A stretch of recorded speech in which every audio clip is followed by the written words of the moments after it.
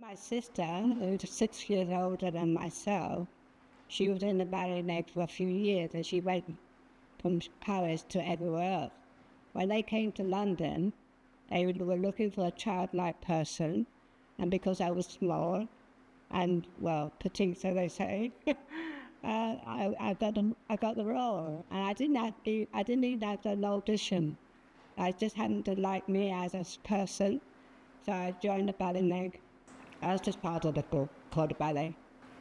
And they put me in, but because they rehearsed every single day, I got into it very quickly. The storyline was very strong, so you could easily follow the storyline of each ballet. One was called Agro, which was the African one. One was black and white, which was about the keyboard. We were dressed in black and white. And of course, the famous market theme. It was always a very enjoyable one. The black and white was a lovely outfit with a black and white turban and layer Hardwick skirt. Yeah. Market day, well, you know what a market day is like. That was very colourful with a beautiful thing. And of course, the African was big, as always. In England, you usually start from London and go right up to the top, Scotland, and down again. One time we arrived in Rotherham, and on the windows, no Irish, no black. Guest houses, yeah. So we talked, we walked. By 9 o'clock, we were really desperate, and this one lovely lady took the whole company in, but because she was unexpectedly getting us, when we came after the show, we had a plate of crisps each and a cup of tea. That's all she could manage at that night. She was a lovely lady there. She took the whole company. So. But we begin with dance. In July, the Dance Theatre of Harlem paid one of their regular visits to Britain, and during rehearsals for the opening night at the London Coliseum, Peter Emina managed to talk to Arthur Mitchell about his love for dance and how he almost single-handedly put black dancers on the world map of classical ballet and destroyed forever the myth that kids from the ghetto were too undisciplined to tackle classical dance.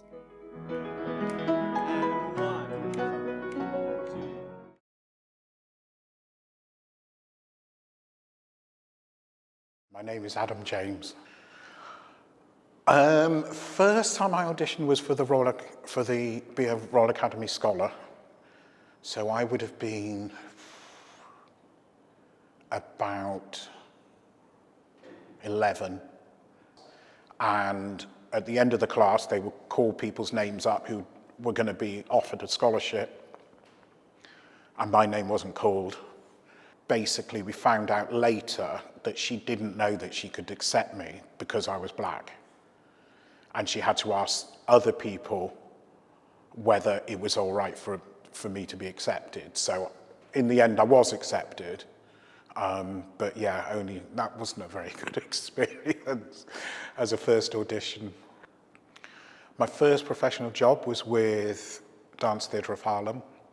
I auditioned with them when they were on tour in London. And that was in the summer, and then I went over in the January after that. I was at Dance Theatre for just under 10 years. I'm the one that's been around for 50 years, and Dance Theatre of Harlem is only 17 years old. And I started with nothing. There were no minority dances, so I had to start from scratch. But I'm very proud to say that around the world, the one minority dancer that's in practically every major company is from Dance Theatre of Harlem. The thing that made it successful, or made the company successful, and why people gravitate towards the company is, I'd say, you love to dance, transmit it.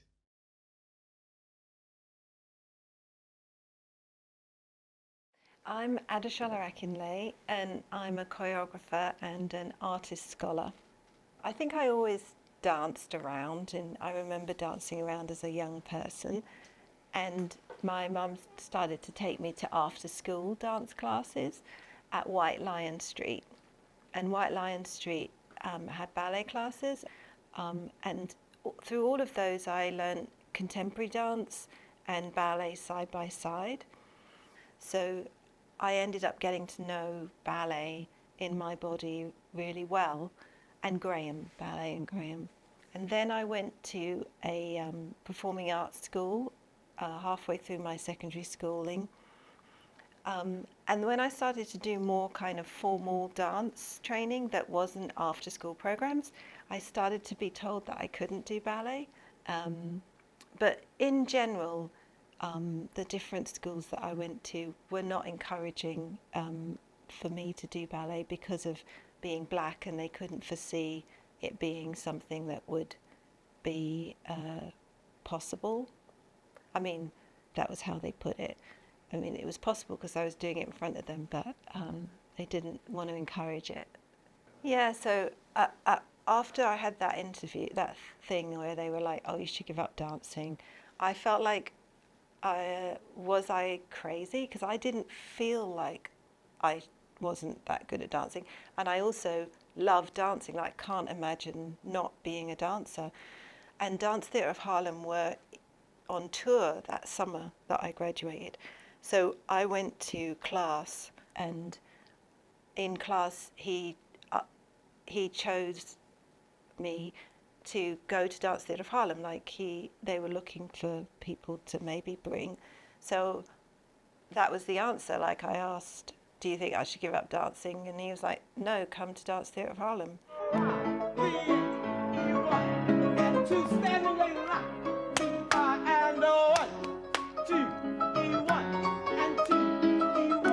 Dance theatre is so beloved here in England, and it really was the first company to really establish us.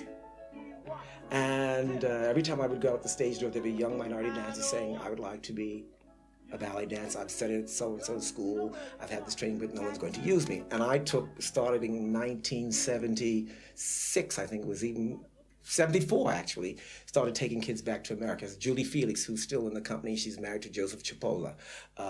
Brenda Garrett, who's now married to Billy Glassman, who's one of my teachers, now teaching at the Royal Ballet. And I think by people seeing dance theater and accepting that fact, when it happens, it'll be a natural thing. But the person or the first that gets in must be brilliant.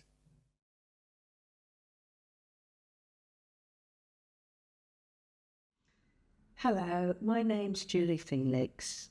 There was a dance school round the corner. Didn't have to worry Mum about taking me, and that I could do some dance lessons and jump. I found after one lesson that was absolutely what I wanted, because I was able to recreate that feeling, and I ended up doing lessons pretty much every single night a week. The director of London Festival Ballet spoke to the director of the school and said that she would love to offer me a full-time contract. However, she couldn't because of the colour of my skin, and that I would mess up the line of the corps de ballet. Therefore, I couldn't get a contract. Shortly after this disappointment, Dance Theatre of Harlem came to London. Were invited by the Queen to perform at the Royal Variety Performance. So I did a company class. Arthur Mitchell came up to me and he said, "Where are you from?" And I told him, and he said, "I'd like to offer you a contract." So I was at Dance Theatre of Harlem for really 11 years. So as much as I thought I don't want to go, England's my home, sometimes we have to realise there is something else for us. And I've had the most incredible career ever. Here we go.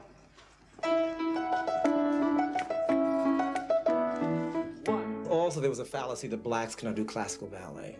And being that I was the only or the first black classical dancer in a major company in America, and everyone kept telling me I was an exception, I said, no, I have the opportunity. And see, rather than argue with you, the best thing to do is go ahead and do it. And the major companies are slowly beginning to change. But again, there just are not that proliferation of minority students studying. For every 1,000 Caucasian kids that are studying ballet, there are only 100 minority. Now, out of that 1,000, maybe 50 to 100 are going to make it. So out of that 100, 1 out of 10 might make it, because that's just the laws and the ratio that happens in the arts generally. But again, unfortunately, when you are the first of anything, you've got to be twice as good. You've got to be a little bit better. And it's very difficult being the only one. Being a pioneer is not easy.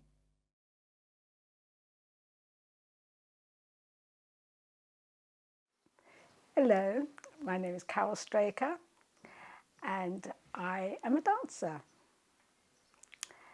I was trained at the Legat School of Russian Ballet, or maybe before that.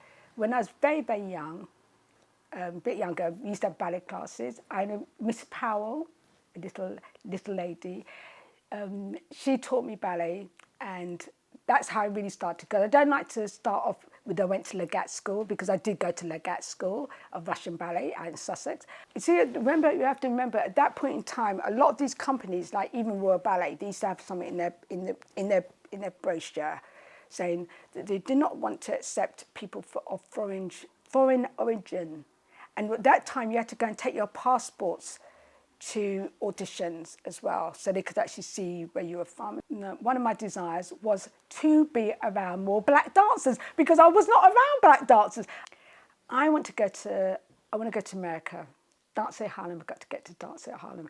And I think that's the bit that was missing in me, is that I could dance, but I couldn't see how good I was dancing, because I know nobody to compare it to. It was really good, because you're just now learning different flavours and different seasonings of your craft. I was at Dance Theatre of Harlem for about 2 years or 3 years. No, it wouldn't be 3 years, 2 years. So I auditioned for Ailey. I go to the audition, 150 girls, and they say, "Carol, can you stay?" Right. So I'm the only person who stays. And so I get into Ailey. When I got back to London, I was like, which other person is like Carol Straker? So I want to start a company now. I had to find people like me to start a company with. Dan was first auditioned for the junior associate group. This is a group of young children that we spot before taking them into White Lodge between the ages of 8 and 11. He's got a very splendid body. It works very well. His limbs are good. He's got plenty of mobility. He's certainly got dance ability. And so far, he's got through the assessments that the children have to go through in the first 3 years. And we're very pleased with his progress at this stage.